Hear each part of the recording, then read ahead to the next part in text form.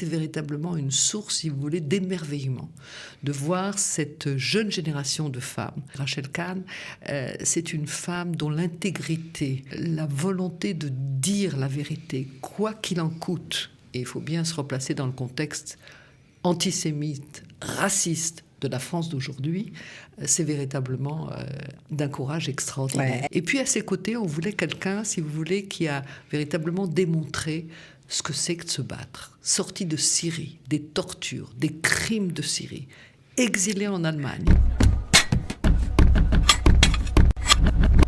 La reconstruction, c'est le thème que le collège académique de Natania, en tout cas le campus francophone, a décidé de mettre en exergue pour parler de ce qui nous attend, de notre avenir, dans le cadre de ces conférences annuelles.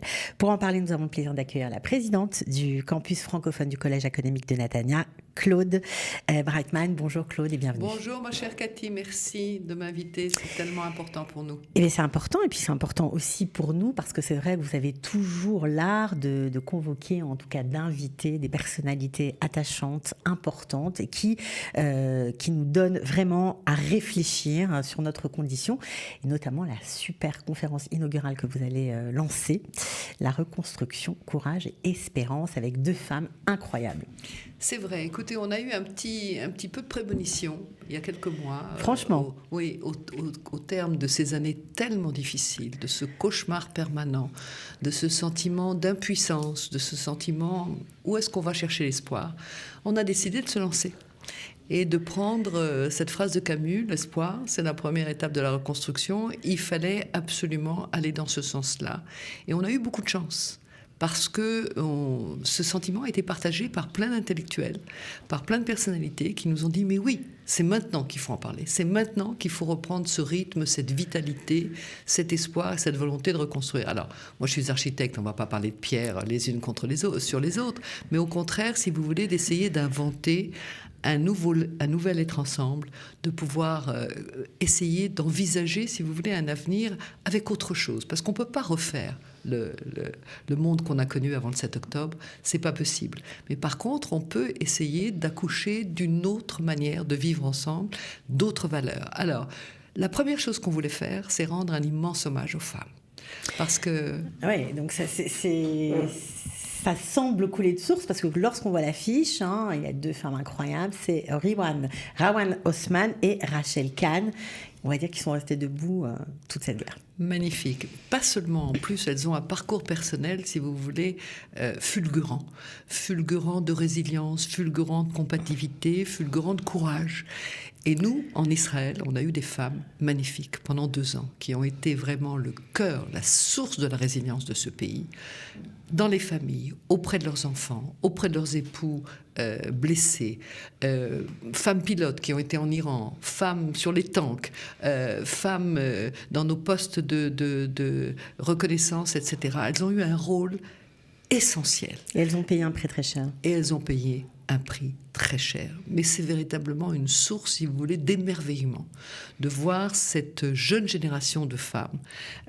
Donc, mari, père, frère à l'armée pendant 2 ans, c'est complètement fou. Et elles sont là, debout, formidables pour leurs enfants. Alors on voulait vraiment trouver 2 femmes exceptionnelles. L'une qui a un parcours, évidemment, que tout le monde connaît en France, c'est Rachel Kahn. C'est une femme dont l'intégrité, la volonté de dire la vérité, quoi qu'il en coûte, et il faut bien se replacer dans le contexte antisémite, raciste, de la France d'aujourd'hui, c'est véritablement d'un courage extraordinaire. Ouais, elle a été menacée. Mais bien sûr, elle est menacée de mort, mais elle n'a rien lâché. Elle vient avec son Chai, elle vient avec son Mogen David sur tous les plateaux, et elle ne bouge pas, elle ne lâche rien. Et on avait besoin d'entendre sa voix et de lui rendre hommage, parce que véritablement, elle le mérite. Et puis, à ses côtés, on voulait quelqu'un, si vous voulez, qui a véritablement démontré ce que c'est que de se battre. Sorti de Syrie, des tortures, des crimes de Syrie, exilé en Allemagne. Grandi au sein du Hezbollah. Complètement. C'est ça qui est fou. Et ayant appris à détester, à haïr, à humilier les Juifs, elle se retrouve en Allemagne il y a une révélation, comme Rosenzweig quand il passe à côté d'une synagogue, et d'un seul coup, elle comprend que non seulement on l'a mise en danger, mais qu'on lui a menti. Et elle fait véritablement un parcours à l'envers pour une grande recherche de vérité et d'humanité. Elle se lie à Israël, elle se lie avec des rabbins, elle se lie avec des figures spirituelles. Et elle devient le porte-parole d'Israël, d'une manière évidente. Alors, est-ce que pour parler de reconstruction, on est obligé d'abord d'écouter les voix juives, entre guillemets, de l'extérieur ? Écoutez, pas vraiment, mais le plus important, c'est d'avoir, si vous voulez, une fusion d'idées, de cœur, d'affect et d'envie véritablement d'aller plus loin ensemble, de nous retrouver, de retrouver ce pays qu'on adore, ces valeurs qu'on adore. Et donc elles viennent, et on aura aussi son Excellence l'ambassadeur de France, Frédéric Journès, qu'on n'a pas pu entendre pendant ces 2 ans, parce que, c'est pas à vous que je vais apprendre que le Quai d'Orsay est resté exactement comme il y était il y a 50 ans, avec toutes ses limites, son caractère obsolète, toute cette manipulation épouvantable, complètement injuste, et il était complètement, si vous voulez, paralysé. Et là, il reprend, parce qu'il a en lui, et je le connais un petit peu, une empathie et un affect. Vous savez, il est d'origine protestante et c'est un petit peu différent. Et il se rend compte aujourd'hui, si vous voulez, qu'il faut véritablement retrouver entre le christianisme, l'islam, le protestantisme et le judaïsme une espèce de voie qui va faire en sorte qu'on pourra se parler. Donc il est là ce soir-là et ça n'est pas rien. C'est très symbolique et ce sera la première séance le 16 novembre.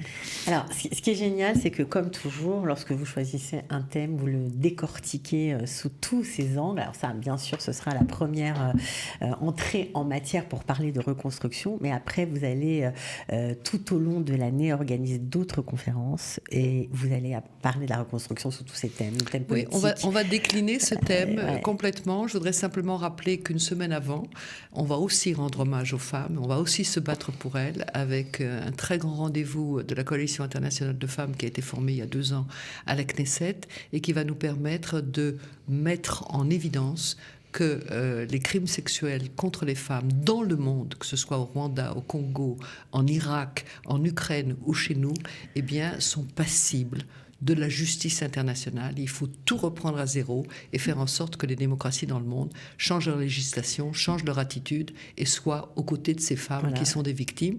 Et donc ce sera au Sénat. Et ça n'est pas rien non plus, parce que vous connaissez les liens entre la France et Israël aujourd'hui, grâce à leur président et à pas mal d'éléments qui nous mettent véritablement au pilori.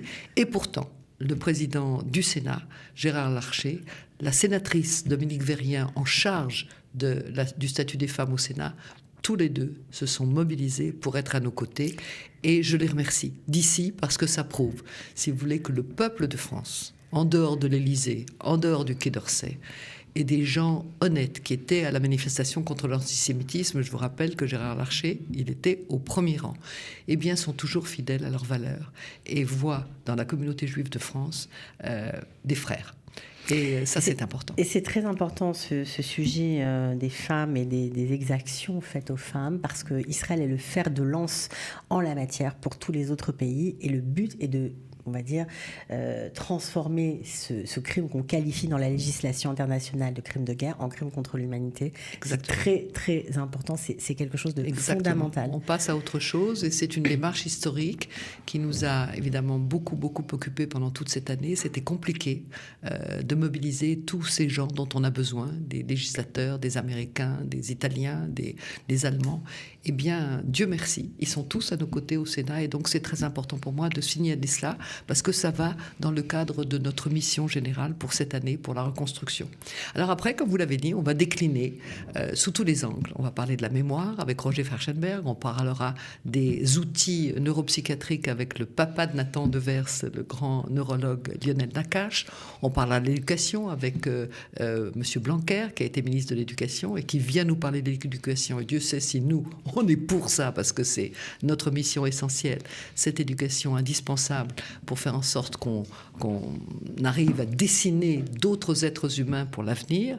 Et il sera à nos côtés. On aura aussi un grand metteur en scène, Radu Michaleanu. Voilà, qui sera là aussi parce que lui aussi a des séquences très importantes sur des sujets dramatiques et fondamentaux sur l'inhumanité et sur la manière dont il faut traiter le racisme, l'antisémitisme, etc.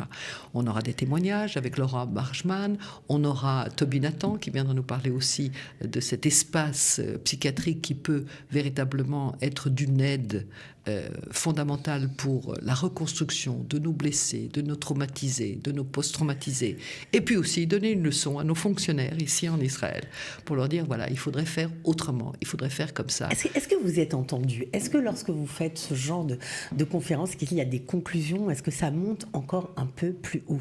Eh bien écoutez, je vais vous surprendre. Quand on a demandé cette année au Conseil de l'enseignement supérieur d'Israël, le Malag, de bien vouloir nous accorder d'une manière historique la possibilité de faire une première année de licence académique en français et qu'on leur a expliqué ce qu'on sait de notre expérience, de nos informations les plus précises, de ce qui se passe en France, dans les universités, eh bien ils nous écoutent et ils nous ont dit oui. Donc on a 30 jeunes qui ont commencé il y a 4 jours leurs études de licence en Israël, en français, avec des professeurs en français, le papa de Daphné Barak Richemont, Alain Richemont et d'autres, pour faire en sorte que, alors lorsque vous nous parlez de est-ce qu'on nous écoute, oui, la preuve en est, c'est que avec notre réputation, avec ce qu'on fait, avec ce qu'on fait entendre, avec ce dont on parle, eh bien on arrive au Sénat, on arrive à la Cour suprême, on arrive aux États-Unis, on arrive en Israël chez les gens les plus haut placés, on va voir un ministre. On n'a pas toujours l'oreille attentive qu'on aimerait, mais on espère que plus tard, peut-être, on aura des gens qui seront plus attentifs à ce dont on a besoin. On avait essayé de parler au ministre Kish, mais ce n'est pas grâce à lui qu'on a eu cette autorisation du Malag. C'est dommage, parce que je trouve qu'il aurait dû être véritablement à la tête de ce mouvement pour aider nos compatriotes de France. En tout cas, pour ça, c'est fait. Maintenant, il y a un autre pan dans ces conférences importantes, quelque chose d'important. Vous allez dire merci à Elnet. Elnet qui a fait beaucoup pour la diplomatie, ou en tout cas le rayonnement d'Israël dans le monde, malgré le contexte terrible, grâce à la délégation qu'il a emmenée. Ce sont des députés, des politiques, des élus qui sont venus de leur propre chef, grâce à Elnet, voir de leurs propres yeux les massacres, ce qui s'est passé. Et ça a été très, très, très utile. Leur contribution est absolument gigantesque.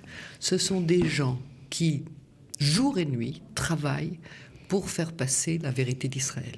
Depuis le 7 octobre, il y a eu plus de 40 délégations, toute nature confondue, que ce soit des géopolitiques, que ce soit des journalistes, que ce soit des médecins, incroyable. Que ce soit des femmes officiers il y a une semaine, qui sont venues d'Europe centrale, des femmes officiers qui sont venues en larmes, regarder ce qui s'était passé, etc., et qui reviennent dans leur pays avec une autre idée d'Israël. Elnet est exceptionnel à cet égard. Alors évidemment, il y a un fou de Dieu qui est Aryeh Ben Semoun en France, on ne peut pas l'arrêter, il est Agir ensemble, etc. Il est animé de cette mission profonde qui est la sienne, et il a à ses côtés des gens exceptionnels. Il a des gens comme Pierre Dassas, comme Sam Pinto, comme Hubert Leven, chez nous des gens exceptionnels aussi, et qui font un travail considérable. Alors, moi je fais avec Elnet tous mes événements en France. Ils seront là, bien sûr, au Sénat. Mais au-delà, on voulait véritablement leur rendre hommage. Parce qu'ils ont été le ministère des Affaires étrangères, le ministère de la diplomatie publique. Ils ont fait passer les messages quand, chez nous, malheureusement, pour des raisons ou pour d'autres, eh bien, il y avait une certaine incapacité à mettre tous ces événements en place. Et on va leur rendre hommage en grand, et on verra leurs 15 ans d'activité. Et quand on va voir le nombre de gens qu'ils ont fait venir en Israël et qui ont changé leurs idées, qui parlent autrement en France, croyez-moi, ils méritent ce coup de chapeau. Incroyable. Donc franchement, si vous avez envie de parler d'avenir, de reprendre l'espoir, d'écouter des personnalités attachantes, passionnantes, qui ont vraiment des choses à nous raconter, à nous apprendre, eh bien vous savez ce qu'il faut faire, il faut réserver. Donc je donne le numéro de téléphone, soit par un WhatsApp 050 233 51 37, soit par téléphone 09 86 07 417. Est-ce que c'est gratuit ? Pas vraiment. Pas vraiment, parce qu'on garde tous ces sous-là pour donner encore plus de tuteurs et encore plus de bourses. C'est, je crois, 70 shekels ou quelque chose comme ça. En tout cas, ça sert aux étudiants, donc ça aussi, c'est évidemment, une bonne action. Il n'y a pas un sou qui rentre dans la poche de personne, ça va directement aux étudiants et on a besoin de les soutenir parce que vous savez que la communauté juive de France, ils ne sont pas tous des gens qui ont tous les moyens possibles et imaginables. Il y a souvent des familles nombreuses dont on doit s'occuper et c'est notre rôle aussi et donc on l'assume. En tout cas, merci mille fois. Mais de rien, Claude. Donc, rendez-vous pour la première conférence le 16 novembre à 19h à Natania. On mettra bien sûr l'adresse sous la vidéo. Merci, Claude. À très bientôt. Merci infiniment, Cathy.